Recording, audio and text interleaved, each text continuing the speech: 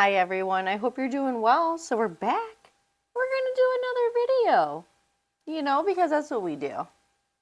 Okay, right.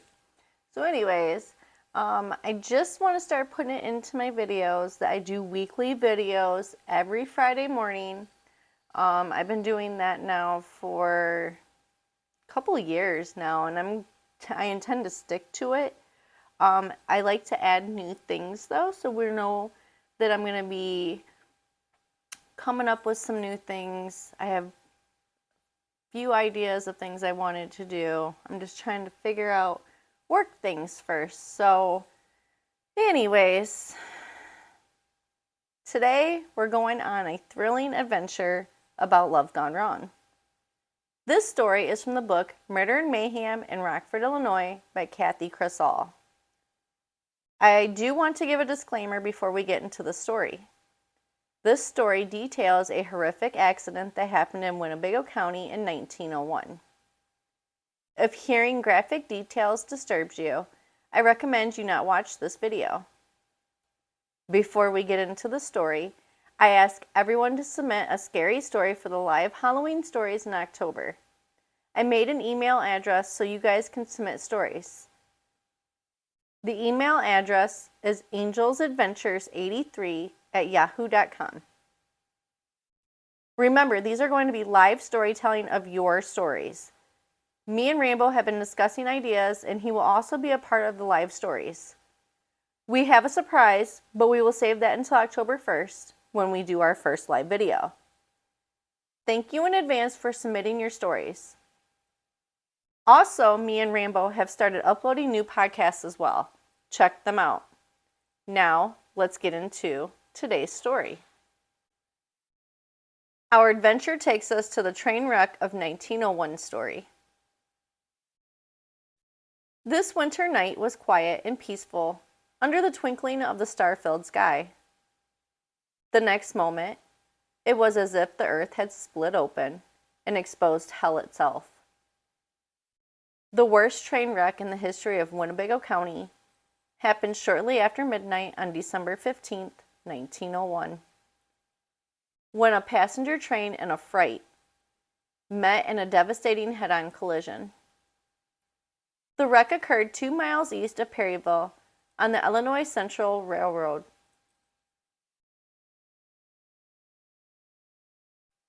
Ten people were killed instantly or shortly after that in the flames that enveloped the wreck. Another 24 people were injured in the horrific crash. The crash occurred between a fast Omaha Flyer passenger train headed toward Chicago and a westbound freight train. The passenger train was behind schedule and was trying to make up time. The freight train was aware of the delay of the passenger train and had adjusted its speed to allow it to pass the eastbound train. The two trains met on a short curve and smashed head-on into each other, and the metal beasts crumpled as though made of paper. The front cars on the passenger train passed over the heavy freight cars that plowed through the cars, collapsing, crushing, and killing. The remaining vehicles topped over with a thud, and the train screeched to a stop. There was an incredible, awful silence, soon broken by hissing steam from the train and the screams of the wounded. Then, a few minutes later, the ominous sound of a fire crackled. The shouts of the survivors grew more frantic as they worked to extract the wounded before they were burned. Then, just when they thought the danger couldn't get any worse, the boiler on the freight train exploded and ripped the mangled cars apart, multiplying the terror. This caused some survivors to panic and added to the confusion as men and women ran back and forth, not knowing exactly what to do. But this was temporary, and as happens in cases like this, some men stepped forward to take charge and direct the rescue efforts. There were several cars, including the caboose, that were not damaged. These were pushed back away from the flames and used as a place to put the survivors. It was imperative to act quickly because the temperatures on the December night were dropping dangerously below zero. Word was sent to the small town of Irene, and requests for assistance were forwarded to Rockford and Chicago. Both cities worked to gather rescue workers and items that might be needed. Rockford's rescue train set out at 1:40 a.m. and contained several doctors, coats, mittens, first aid supplies, and blankets. As the relief train approached the area where the disaster happened, everyone noticed the sky was a strange orange color. They were horrified when they realized the color indicated the worst-case scenario. The trains were on fire. Oh my God, guys. And they're oh my God, they're on fire. And there's people still inside of them. They're trying to get them out. So it's just getting worse. I'm getting more panicked now just reading the story. So everyone quickly loaded the injured and survivors on the rescue train and rushed back to Rockford. It pulled into the central station to meet any available vehicles. Ambulances, patrol wagons, and even the Chick House hotel bus were all waiting to transport the wounded to the hospital. Some of the wounded were treated and released that night. They were taken to Nelson Hotel for the evening before returning to their homes the next day. The men from the freight train included David Behan of Freeport, the freight train engineer. His body was crushed and burned beyond recognition. Edward P. Carey was the fireman of the freight train and, like the engineer, was crushed and burned.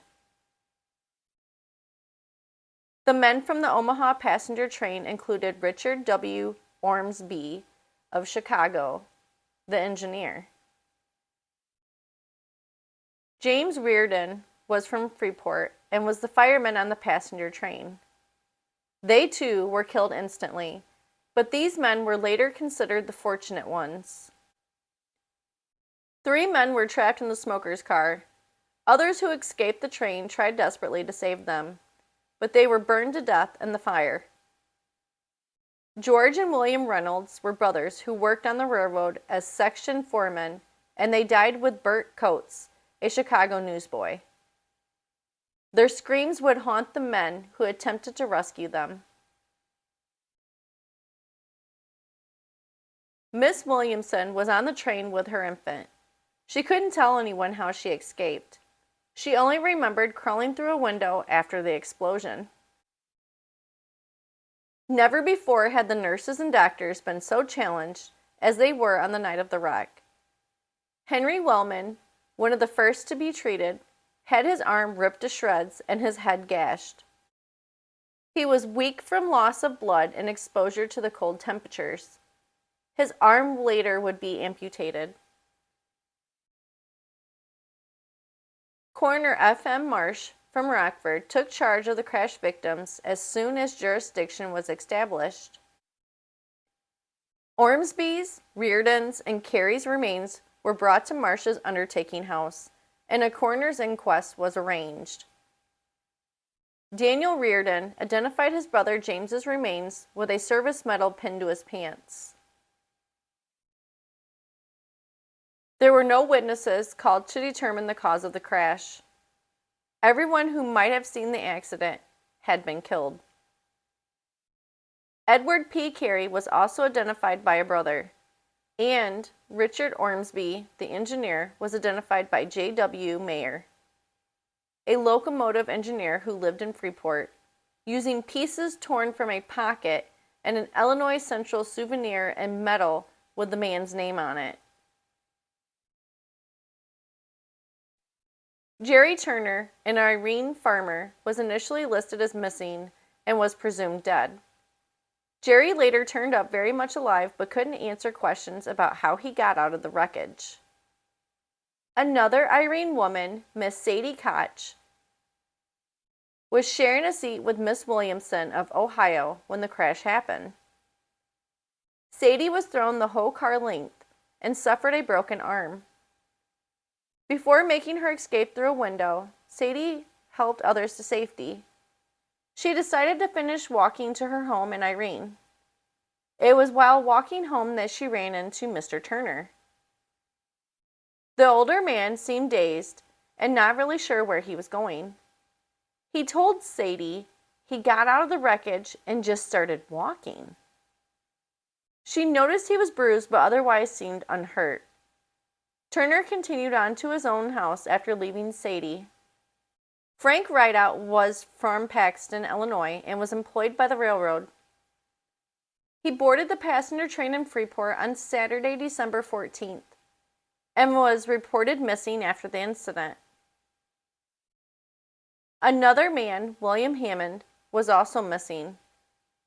Hammond, an African American who worked for the water department of the Illinois Central, was not heard from for a few days after the accident. Both men were assumed killed in the crash, but were later found alive.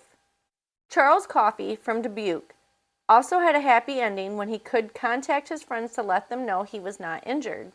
Harry Wellman, 24, who worked for the Illinois Central in the water division, was seriously injured and attracted the attention of many because he was scheduled to be married on Christmas Eve.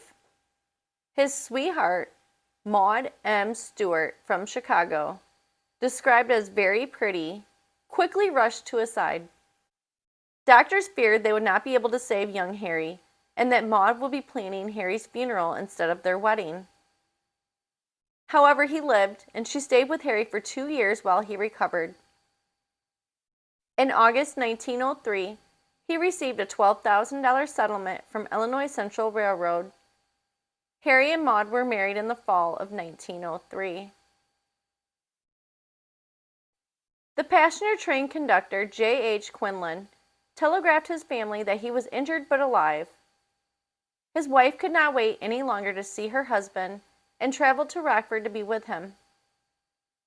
Quinlan was 46 years old at the wreck and had worked for Illinois Central since he was 14. None of the dead was from Rockford.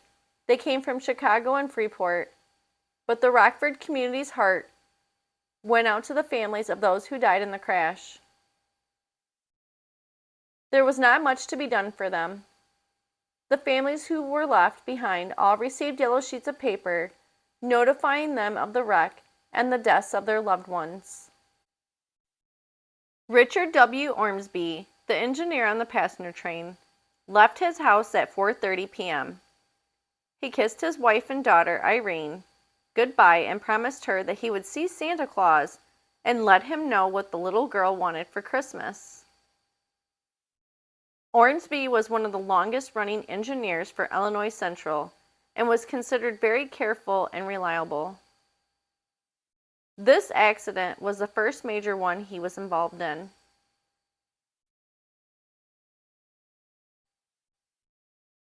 Another man killed in the wreck, J.W. Funk, a brakeman, had lost his wife just 2 months before the accident and had taken a 6-week vacation to settle his young son in with Funk's mother in Bloomington. He had just returned to work. The blame was eventually laid on the engineer and conductor of the freight train. They were notified at their Hawthorne stop that the passenger train was running late and were to take a siding to give the train the track. The trains usually met every night at Coleman Station, a few miles south of Elgin. When the trains ran on time, the freight train was on the siding around 8:23 p.m. It was the job of the freight train to figure out which siding it could reach to wait for the passenger train. The telegraph lines were closed at night, so there was no way to check on the progress of the passenger train. Conductor Orston of Freeport was in charge of those calculations. Orston worked around the wreck all night and then could not be located. Later, it was reported that he walked to Irene and then Cherry Valley, where he caught a train home to Freeport. Most of the witnesses at the inquest testified they believed that blame for the wreck could not be accurately placed. A total of 13 men lost their lives that bitter December evening. This event stayed with the people of Rockford long after the debris was cleared. The newspapers carried stories of it on the anniversary date for years and recalled the personal experiences of those involved. And that is the end of this story, guys. As I read this story, I remembered another train crash in Rockford on June 20th, 2009. One person died and 6 were injured when a train carrying chemicals derailed and burned for hours, evacuating about 600 homes. It was estimated that 60,000 gallons of ethanol was released into the Rock and Kishwaukee rivers in a nearby creek.